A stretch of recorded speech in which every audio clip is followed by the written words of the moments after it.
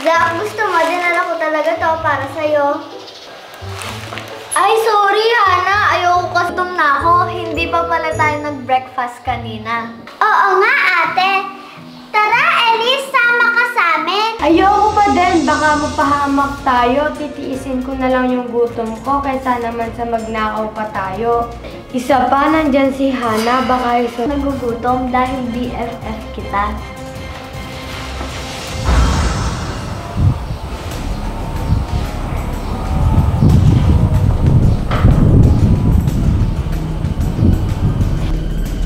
Diba? Sabi ko naman sa'yo.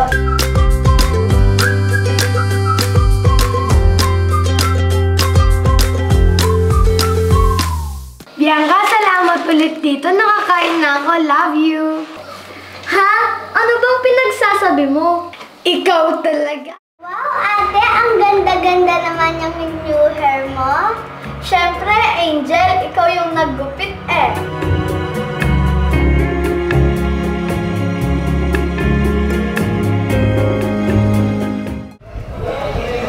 Bianca? Mommy? Bianca, galing ako sa school nyo. Totoo ba yung sinabi ng teacher mo na kumuha ka ng 1,000 sa bag niya? Mommy, hindi po talaga ako yung kumuha ng pera. Promise po, hindi po talaga ako. Angel, ikaw, nasan ka nung nangyari yon? Nanay, kumain po kami sa kantin ni Ate Bianca at Zach. Yung naiwan lang po sa classroom, si Hana at si Elise. Pero bakit sinabi ni Elise at ni Hana na si Bianca ang kumuha ng pera sa bag ni Teacher P? Hindi ko po alam. Baka nagsisinungaling lang po sila. Mami, totoo po yung sinasabi namin. Nagsasabuatan ba kayong dalawa? Hindi po. Bianca, naaalala mo ba yun dati? Nung kumuha ka ng pera sa bag ko at nilagay mo sa bag ni Angel? Opo, pero matagal ko na pong pinagsisihan yun. Nanay, hindi po porkat ginawa po ni Ate Bianca, gagawin niya po ulit. Pinagsisihan niya na po yun. Hindi ko alam kung maniniwala pa ako sa inyo. Ikaw, Angel, natuto ka na din magsinungaling sa akin. Ayoko nang maulit to. At hindi ko kayo pinalaking magnanakaw. Sobrang nakakahiya yung binalita ng teacher niyo sa akin. Mami, maniwala po kayo sa akin. Hindi po talaga ako yung nagnakaw. Tama na, Bianca. Hindi ko na alam talaga kung maniniwala pa ako sa'yo. Dahil lang beses mo nang ginawa to, ayoko nang maulit to.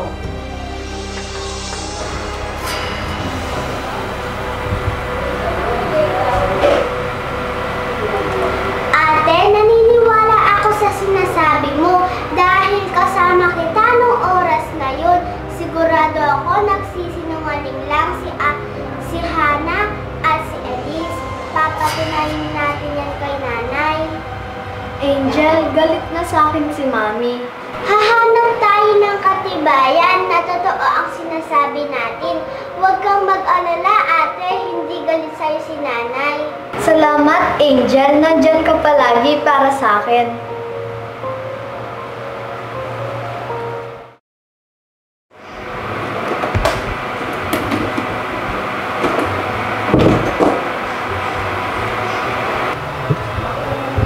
Ate Bianca? Angel, hindi muna ako papasok today. Masama kasi yung pakiramdam ko. Okay, Ate Bianca, pagaling ka ha. Sasabihin ko na lang kay Teacher P na masama ang pakiramdam mo. Salamat, Angel. Gusto mo, ipitan ko muna yung buhok mo? Ate, hindi na. Basa pa kasi yung hair ko. May dala naman akong pang-ipit. Magpagaling ka ha. Andyan naman si nanay.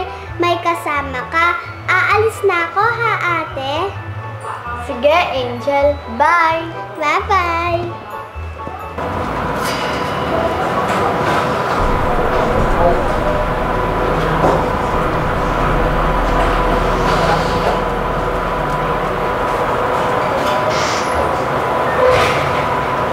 Nagpagupit pala ng buhok ang kakambal ko.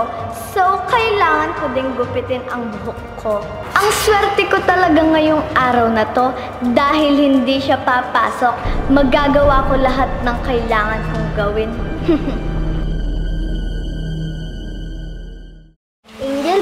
pala sinabi kahapon ni Alice na nagnakaw ng pera si Bianca? Di ba kasama natin siya kumain sa labas? Nagtataka din ako, Zach, kung bakit sinabi ni Hana kay Teacher P na si Ate Bianca yung kumuha ng pera sa bag. Baka si Alice yung may pakana. Baka nagsisinungaling na naman siya. Zach, nagbago na si Alice. Pero hindi tayo sigurado. Mali mo, nagpapanggap lang na mabait si Alice para sirain kayo ng ate mo. Zach, hindi magandang magbintang. Pero aalamin ko kung sino kumuha ng pera sa bag ni Teacher P.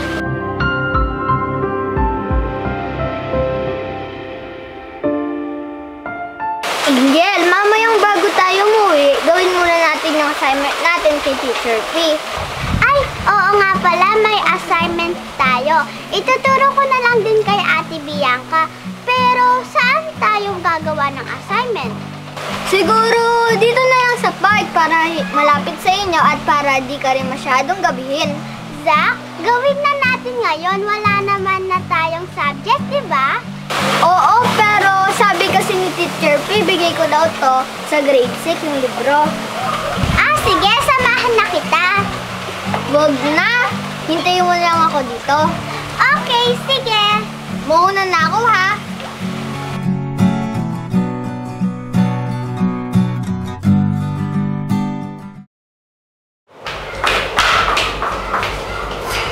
Hi! Eto na naman ako. Magpapanggap na naman si Bianca.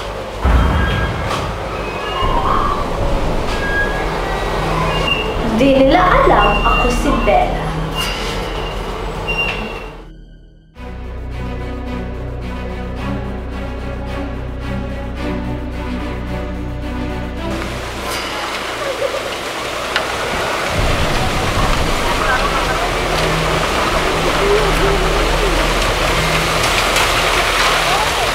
Hi, Hana.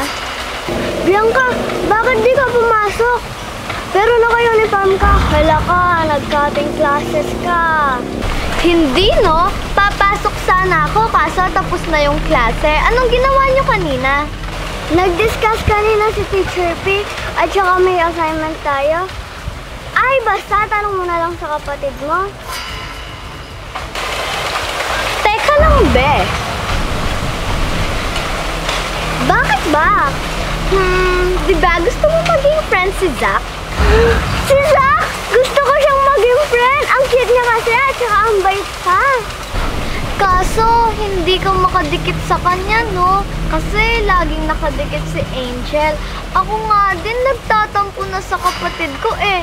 Kasi parang mas gusto niyang kasama si Zach kesa sa akin. Eh, di nga. Oo, kaya kailangan ko yung tulong mo. Tulong saan? Tulungan mo naman akong magkaroon ulit kami ng bonding ni Angel.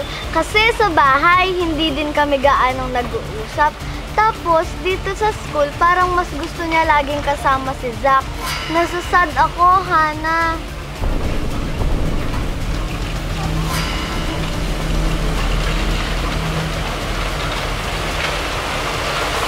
Ay, nakakasad na yun, no? Ang favor ko sana, lagi kang umeksena kay Zach para hindi niya laging kausapin si Angel. Basta tulungan mo din ako kay Zach, ha? Matagal ko na kasing gustong maging best friend siya. Kasi crush ko yun, eh. Oo naman. Nakikita mo ba yun, Hana? Zach! Bianca, kala ko ba di ka papasok dahil nilalagnat ka? Tapos na yung klase natin? Papasok sana ako kaso tapos na yung klase natin. Sige. Hinatid ko lang yung book. Hinihintay na ako ni Angel. Punta na ako doon.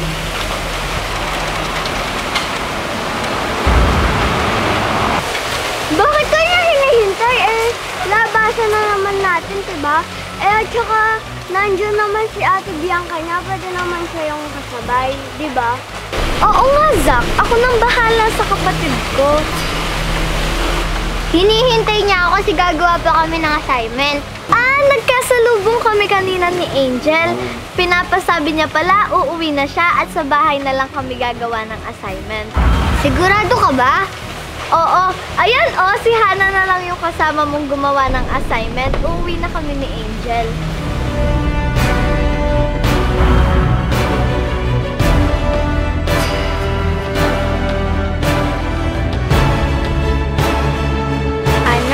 Uwi na lang pala ako. Sa bahay na lang ako gagawa ng assignment. Ang hina ko naman sa'yo, Zach. Please, ngayon lang. Promise, hindi na kita kukulitin. Saan na ba si Zach? Kanina pa ako naghihintay dito.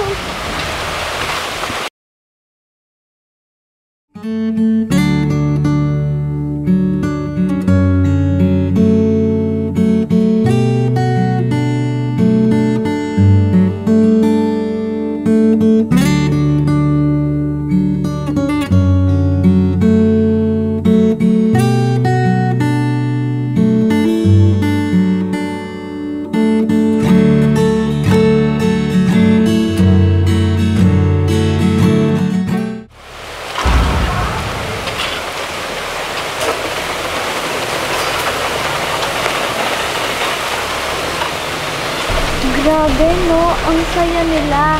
Mukhang may bago ng kaibigan si Zach at hindi na ikaw, Angel. Ate Bianca, bakit ka nandito? Di ba masama yung pakiramdam mo? Okay na ako, Angel. Ikaw yung mukhang hindi okay. Ate, kasi sabi ni Zach, hintayin ko daw siya kasi gagawa kami ng assignment. Pero pinaghintay niya ako. Kung alam ko lang, umuwi agad ako. Hala, kawawa naman ang kapatid ko na yan. Paasa pala yung Zach na yan, pinag-antay ka niya. Kanina kasi nakita ko sila, tinanong pa nga kita sa kanya eh. Anong sabi niya, ate? Ang sabi niya, umuwi ka na daw. Ha? Sinungaling si Zach? Sabi niya, hintayin ko daw siya. Hindi ko alam sa kanya. Mukhang mas gusto niya pang kasama si Hana kesa sa'yo. Ewan ko, ate. Tara, uwi na lang tayo. Mauna ka na, Angel. Pupuntahan ko muna si Ellis. Sigurado ka ha, ate? Kaya mo na. Oo, Angel. Sige, ate. Ingat. Ingat ka din, Angel. Uto-uto ka talaga, Angel. Mukhang magtatampo ka kay Zach at mag-aaway kayo. Deserve. Bakit ka ganyan, Zach? Pinaghintay at pinaasa mo lang ako.